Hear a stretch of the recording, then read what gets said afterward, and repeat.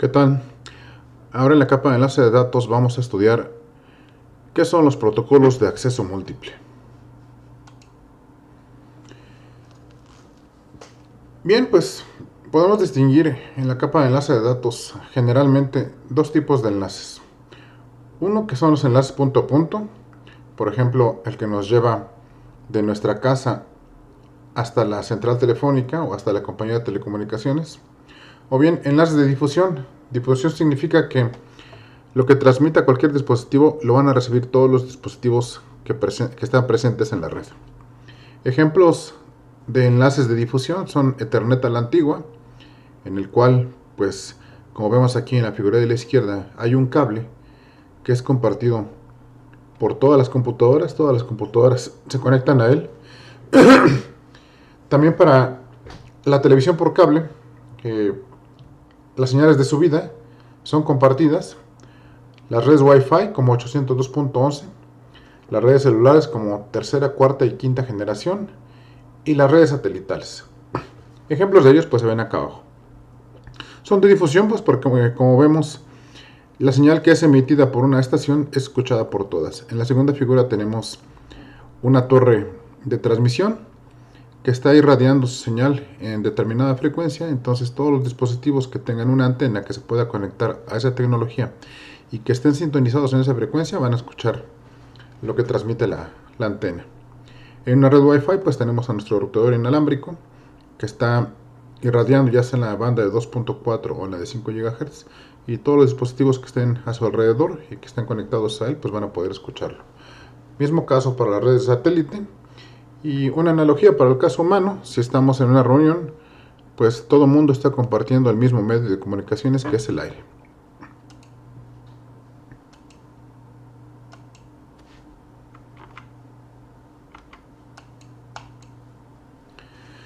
Bueno, pues ahora vamos a ver de qué se tratan los protocolos de acceso múltiple. Es acceso múltiple porque hay en el medio de comunicaciones varios dispositivos, en este caso tarjetas de red, que tratan de acceder al medio. Entonces, por eso se llama acceso múltiple, porque son varias tarjetas, varios dispositivos que intentan acceder al medio de comunicaciones. Se tiene en este caso un canal compartido de difusión, como el que acabamos de escribir, y si ocurren dos o más transmisiones simultáneas por tarjetas de red distintas o por nodos distintos, esto va a causar una interferencia, lo que se traduce en una colisión.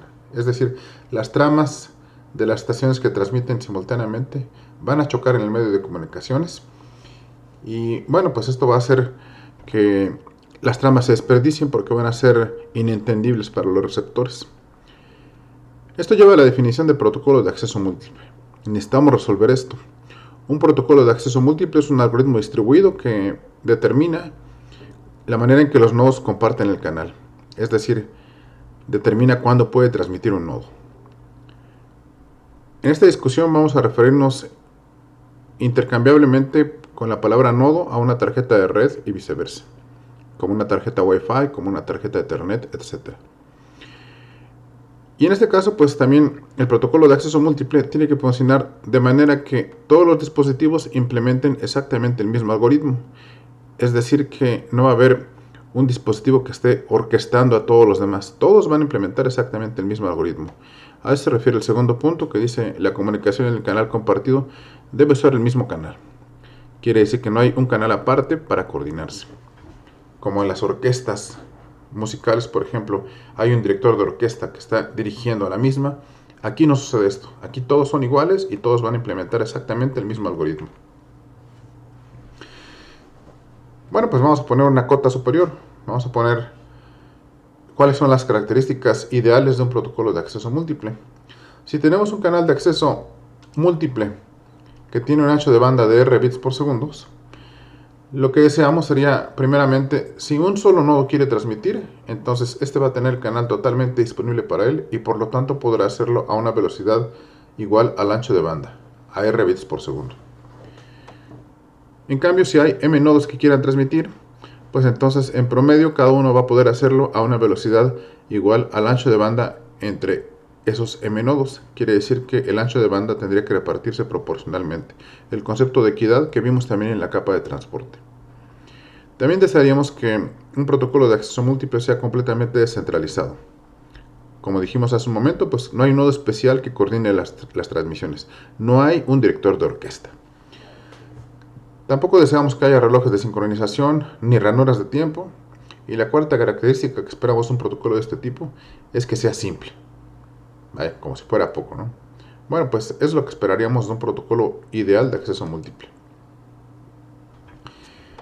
En general, podemos clasificar a este tipo de protocolos en tres grandes clases. La primera tiene que ver con el particionamiento del canal, que ya lo vimos al inicio del curso.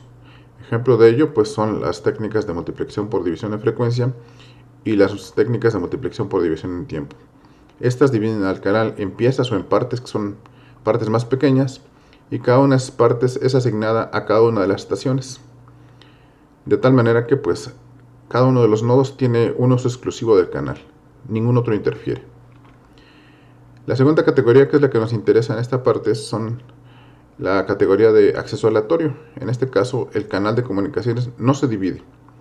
En cambio, si hay dos o más estaciones que quieran transmitir o dos o más nodos que quieran transmitir y lo hacen, entonces sus tramas van a colisionar, por lo tanto se permiten las colisiones. Las colisiones van a llevar a transmisión de tramas perdidas o que no se entiendan en el receptor, y por lo tanto hay que recuperarse de las colisiones. La tercera categoría es la de toma de turnos o de fichas. En este caso, pues el nodo que tenga el turno va a tener el derecho de transmitir. Esta tecnología o esta clase de protocolos pertenece a la tecnología implementada por IBM en los años 90, que se llama Token Ring. De estas tres grandes clases, la que nos interesa es la segunda, la de acceso aleatorio. Bueno, pues vamos a ver de qué va esto. Cuando uno tiene un paquete por enviar, lo va a transmitir, como ya dijimos, a la velocidad total del canal, es decir, a R bits por segundo. También vamos a suponer que no hay una coordinación previa entre los nodos. Todos los demás saben que están participando, pero entre ellos no se comunican para decir uno al otro, oye, me toca a mí transmitir. Todos van a implementar, insisto, exactamente el mismo algoritmo. Otra característica más de que si hay dos o más nodos o dos o más tarjetas transmitiendo, sus tramas van a colisionar, como he insistido en los últimos segundos. Entonces el protocolo de control de acceso al medio, el protocolo MAC, va a especificar cómo vamos a detectar las colisiones, y si hay colisiones, entonces cómo recuperarse de ellas. Recuperarse normalmente en este nivel de comunicación significa pues que se va a solicitar la retransmisión de las tramas. Ejemplos de protocolos MAC van a ser los que vamos a ver en unos segundos: Aloha y Aloha Ranorado, y SESMA, SESMA CD y SESMA CA. Comenzamos con el primero, Aloha Ranorado. Lo que vamos a suponer inicialmente es de que pues todas las tramas son del mismo tamaño. Va a haber además un eje del tiempo. Este eje del tiempo se va a dividir en ranuras de la misma duración. La duración de las ranuras de tiempo va a ser el tiempo para transmitir una trama. Es decir, una trama cabe exactamente en una ranura de tiempo. Otra condición más va a ser de que los nodos inicien su transmisión únicamente al comienzo de la ranura. Vamos a suponer también que todos los nodos están sincronizados, es decir, que para todos ellos hay un reloj global que avanza exactamente a la misma velocidad. Y también de que si dos o más nodos transmiten en la misma ranura, pues todos los nodos detectan la colisión.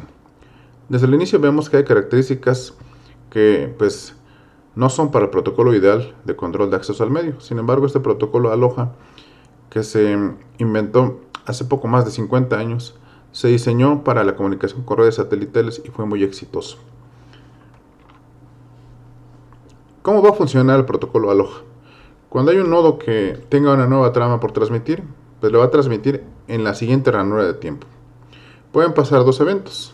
Si no hay colisión, entonces el nodo puede enviar la nueva trama en la siguiente ranura. Pero si hay colisión, entonces el nodo va a retransmitir la trama en cada ranura siguiente con una probabilidad P hasta tener éxito. En particular, esta P significa de que los nodos van a decidir aleatoriamente si retransmiten o no. Más específicamente, en Aloha, esto se decide con base en una variable de Bernoulli. Una variable de Bernoulli, como recordaremos de los cursos básicos de probabilidad, pues es echar un volado. Los nodos echan un volado. Si sale Sol, entonces transmiten, por ejemplo. Si sale Águila, entonces se van a esperar. Así funciona Aloha ranurado. Vamos a verlo ahora esto a través de un ejemplo. En este ejemplo hay tres nodos que comparten el medio de comunicaciones. Como vemos, el eje horizontal está dividido en ranuras exactamente de la misma duración. En cada ranura cabe una trama. Tenemos al nodo 1 que transmite tramas amarillas, al nodo 2 que transmite tramas verdes y al nodo 3 que transmite tramas rosas. Hay tres etiquetas para las ranuras, tres etiquetas posibles. Una que es la C, que significa que es una ranura con colisión. La otra que es la letra E, que significa que es una ranura con éxito. Y la última que es una V, que significa que es una ranura vacía. Veamos cómo opera el protocolo. Tenemos los tres nodos. En la primera ranura de tiempo los tres decidieron transmitir. Entonces, esta ranura es una ranura con colisión, porque las tres tramas están siendo transmitidas en la misma ranura de tiempo. Por lo tanto, ellas colisionan. Los nodos detectan la colisión, se echan un volado, y en este caso, en este ejemplo, en la siguiente ranura de tiempo, pues salió de que los tres nodos decidieron no transmitir, entonces la siguiente ranura está vacía. Luego a la que viene, el nodo 1 y el nodo 2 decidieron transmitir con base en su volado, con base en su varela de Bernoulli, y el nodo 3 no. Hay dos tramas en la misma ranura, entonces las tramas colisionaron, por eso etiquetamos esta ranura con la letra C. En la ranura subsecuente, solamente el nodo 2 decidió transmitir. Como es el único nodo que transmitió, solamente hay una trama en la ranura, y en esta ranura hay éxito. El nodo 2 transmitió con éxito su trama. Así seguimos la misma lógica. La siguiente ranura está vacía, la siguiente con colisión de 1 y 3, la siguiente está vacía, en la siguiente hubo éxito del nodo 1 y en la siguiente hubo éxito del nodo 3. Si observamos en este ejemplo, necesitamos de 9 ranuras para que los tres nodos, cada uno pudiera transmitir exitosamente su trama. Y esto pues visiblemente es un desempeño muy bajo. Sin embargo, pues es un protocolo que funciona. ¿Cuáles son las ventajas? Las ventajas son de que pues, un nodo que esté activo puede transmitir continuamente a la velocidad total del canal. Esto con la suposición de que solamente hay un nodo. Sin embargo, si hay varios nodos participando en el medio, pues vamos a ver un comportamiento como el que se ve en la figura. Otra ventaja es de que es altamente descentralizado. Nada más, las ranuras en los nodos deben estar sincronizadas. Y además es simple. Aquí se colectaron algunas de las características que esperamos del protocolo de control de acceso al medio ideal. Sin embargo, hay desventajas. Por ejemplo, pues podemos ver que hay colisiones, y si hay colisiones se van a desperdiciar ranuras. Cada ranura que tenga colisión, pues va a ser una ranura desperdiciada, va a ser tiempo desperdiciado. También vemos que hay ranuras inactivas. Otra desventaja es de que los nodos podrían detectar la colisión en menos tiempo que el que les toma transmitir un paquete. Y también otra desventaja es de que se necesita de sincronización de relojes. O sea, se necesita un reloj global que avance al mismo tiempo para todos los nodos. Esto es muy difícil de obtener en la electrónica.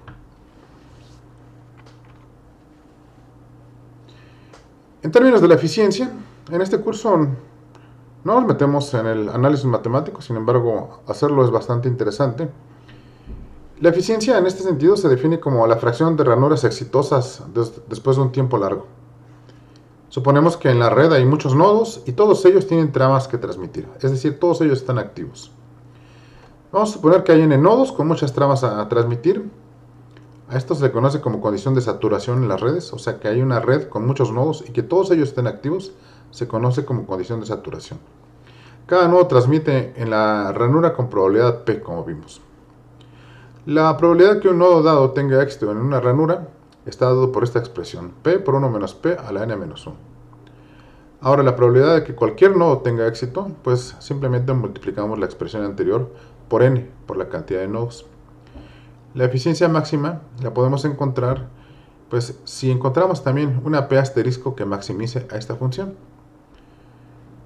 Para el caso en que haya muchos nodos, pues tomamos el límite de esta función conforme n tiende a infinito. Y eso si lo hacemos, nos va a dar que la máxima eficiencia es 1 entre, o sea, 0.37. Significa que lo más el canal se ocupa el 37% del tiempo para las transmisiones que tienen éxito. Y esto es una eficiencia máxima muy baja. Insistir que en una red en donde se supone que hay muchos nodos y todos ellos tienen tramas por transmitir, se conoce como condición de saturación. Bueno, ya vimos el protocolo Aloha ranurado. Ahora vamos a ver si le quitamos las ranuras de tiempo, qué pasa con el funcionamiento de este protocolo. Aloha no reanudado pues consiste de eso. Es más simple, no hay sincronización y entonces va a funcionar de la siguiente manera. Cuando llega la trama, para un nodo va a transmitirla inmediatamente. La probabilidad de colisión aumenta, ya que no hay sincronización. En esta figura la trama enviada en el tiempo T0 colisiona con las otras dos tramas. Veamos, tenemos una trama verde, una trama amarilla, una trama púrpura. Y como no hay sincronización, pues cualquier nodo decide transmitir en cualquier momento. Aquí todas las tramas colisionan y las tres son desperdiciadas. Hay más tiempo que es desperdiciado. Intuitivamente podemos ver de inmediato de que pues este mecanismo seguramente va a tener peor desempeño que Aloha reanudado. Si observamos esto, si nos metemos un poco a las matemáticas, la eficiencia de Aloha puro va a ser 18%, o sea, la mitad de Aloha reanudado. Y en este sentido, pues no sería un protocolo a utilizar para las redes actuales. Decir que Aloha, aunque se dejó de utilizar en las redes comerciales hace mucho tiempo, hoy en día ha revivido en redes de radiofrecuencia. Las redes de radiofrecuencia son redes que identifican dispositivos. Mencionaba en clase que un ejemplo de ellos son la credencial que tenemos de la universidad. La credencial que tenemos de la universidad adentro tiene un chip de radiofrecuencia. Este se activa cada vez que lo pasamos por el lector. Se activa con las ondas electromagnéticas transmitidas por el lector. Y de esa manera es posible identificar un dispositivo de radiofrecuencia. Entonces hoy en día esas redes de radiofrecuencia implementan una versión modificada del protocolo Aloha. Aloha sigue vigente en este tipo de redes de radiofrecuencia y en las redes NFC. Ahora vamos al protocolo SESMA. Este protocolo está al origen del nacimiento de la tecnología Ethernet. Las iniciales, como se ve en pantalla, significan Carrier Access Multiple Access, o sea, detección de portadora con acceso múltiple. Y a la base SESMA consiste en un principio muy básico: escuchar antes de transmitir. Es como si fuéramos a atravesar la avenida y en México evidentemente volteamos para un lado y para otro para ver si no vienen automóviles. Si no viene ningún automóvil, entonces decidimos atravesar. Aquí es muy parecido. Entonces, un nodo, antes de transmitir una trama, va a escuchar el canal, va a observar el canal. Si lo detecta inactivo, entonces va a transmitir toda la trama que tenga. Si lo detecta ocupado, entonces va a diferirle transmisión, es decir, se va a esperar. Una analogía humana pues consiste en no interrumpir a los demás cuando están hablando.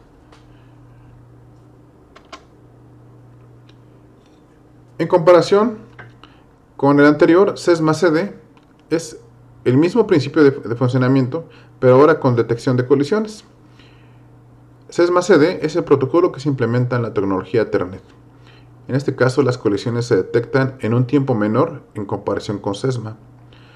Las transmisiones que tienen colisión pues se abortan, es decir, se cancelan. Aquí se tiene la capacidad de que si un nodo transmite una trama y durante la transmisión de la trama detecta una colisión, va a detener la transmisión de la trama, no la va a transmitir completamente, lo que sí sucede en SESMA. Y esto pues va a provocar una reducción del tiempo de desperdicio en el canal. Su característica principal entonces es de que detecta colisiones. La detección de colisiones es fácil cuando tenemos redes cableadas, porque cuando hay colisiones aumenta la potencia en el canal, y es mucho más difícil en un medio inalámbrico como en Wi-Fi. La analogía humana que tiene SESMA-CD, pues entonces es cuando platicamos de manera educada, esperamos a que los demás terminen de hablar. Y entonces, si estamos hablando y nos interrumpen, seguimos exactamente el mismo principio que SESMA-CD. Vamos a ver cómo funciona SESMA a la base. En este caso, se muestra aquí el ejemplo de 4 computadoras compartiendo un mismo medio, un cable. Y aquí nos va a interesar que pensar que las computadoras están separadas físicamente de manera espacial. Es decir, hay una separación de determinada cantidad de centímetros o metros entre estas computadoras. El tiempo va a avanzar para abajo. Aquí va a ser muy importante el parámetro de retardo de propagación y también de retardo de transmisión. Veamos cómo funciona. En el tiempo T0, la segunda computadora tiene una trama por enviar. Comienza a transmitir la trama amarilla, la cual se comienza a propagar hacia ambos lados del cable, hacia la izquierda y hacia la derecha. Esa porción que vemos amarilla, entonces la trama propagándose. En el tiempo T1 tenemos a la estación de la derecha, que también tiene una trama por enviar, pero hasta el tiempo T1 vemos que la trama amarilla no se ha propagado hasta el punto físico en donde se encuentra la estación de la derecha. Por lo tanto, pues la estación de la derecha sigue las reglas de SESMA-CD. Observa el canal, para ella el canal está desocupado, y entonces, como tiene una trama que transmitir, comienza a transmitirla en el tiempo T1, la trama roja que se está propagando hacia la izquierda y a la derecha. Vemos entonces que en algún momento en el tiempo van a colisionar estas tramas. Esa superficie azurada que vemos en la figura representa la colisión de ambas tramas en el medio de comunicaciones, que es este cable que están compartiendo. Y dicha colisión se va a propagar completamente, porque en SESMA los nodos no tienen la capacidad de detectar las colisiones. Y entonces van a transmitir su trama completa. El tiempo de propagación de la colisión pues termina hasta este último punto en donde vemos la señal roja en el tiempo. El tiempo entonces total desperdiciado en este ejemplo es el tiempo desde T0 hasta el punto de abajo que vemos en donde termina de propagarse la trama roja. En cambio, en SESMA-CD se tiene la capacidad que los nodos pueden detectar las colisiones. Si los nodos detectan las colisiones mientras están transmitiendo la trama, entonces estos van a ser capaces de detener la transmisión de la trama sin transmitirla completamente. Esta es la principal diferencia entre SESMA-CD y SESMA-CA. Vemos aquí entonces que en los tiempos señalados en la figura, en esos instantes, ambos nodos, el segundo y el cuarto, van a decidir detener la transmisión. Y por lo tanto la propagación de la colisión, vemos el tiempo T0 hasta el tiempo de acá abajo en donde se propaga la colisión de la señal roja, es menor que en el caso anterior de SESMA. Y esa es la ventaja que tiene SESMA-CD sobre SESMA. Si este evento ocurre miles, decenas de miles o millones de veces, porque recordemos que esto se hace para cada trama, entonces pues el tiempo que se ahorra va a ser considerable y el desempeño va a crecer notablemente en comparación con SESMA. Vamos a ver cómo funciona entonces el algoritmo SESMA-CD en la tecnología Ethernet.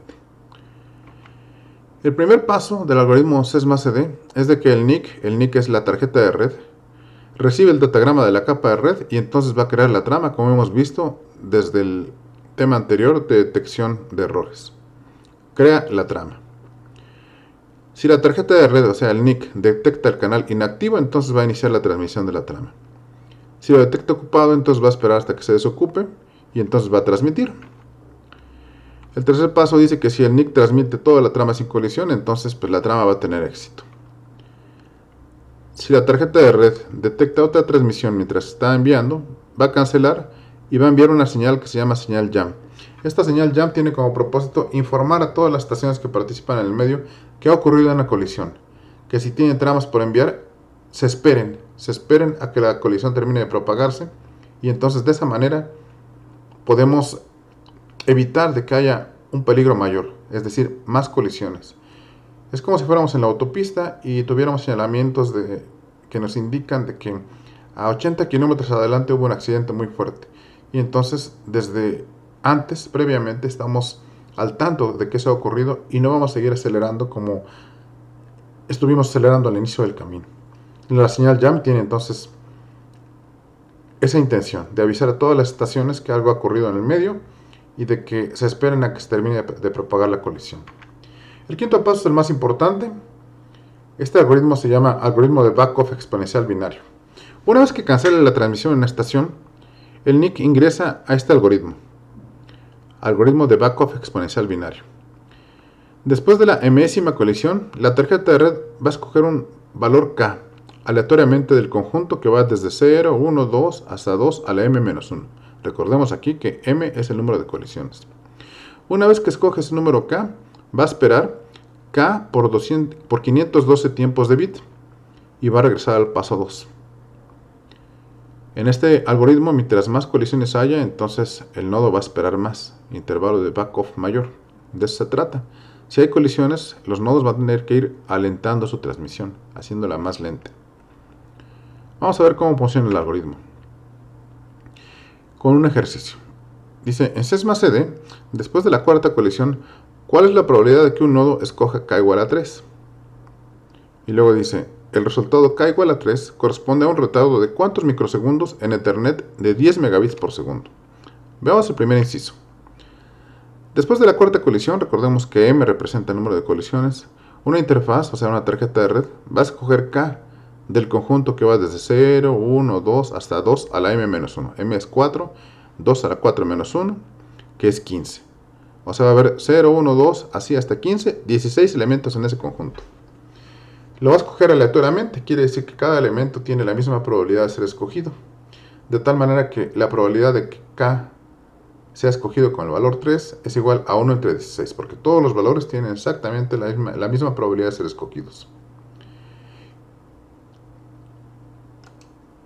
Para el inciso B, entonces, ya que escogimos ese valor de K y estamos en Ethernet de 10 megabits por segundo, pues seguimos entonces el algoritmo de backup exponencial binario. Ya escogimos K, lo multiplicamos por 512 tiempos de bits.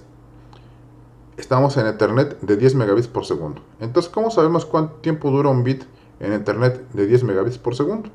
Pues quiere decir que en un segundo hay 10 millones de bits, como dice ahí. Entonces el tiempo de un bit, como se ve acá a la izquierda, va a ser igual a 1 entre 10 por 10 a la 6, es decir, 1 entre 10 millones de bits. Y quiere decir entonces que el tiempo de bit va a ser 0.1 microsegundos. Ya que escogió K igual a 3, entonces se va a esperar 3, que es K, por 512 por 0.1 microsegundos, que es el tiempo de bit. Finalmente, en este ejemplo, pues la interfaz va a esperar 153.6 microsegundos para que intente volver a transmitir.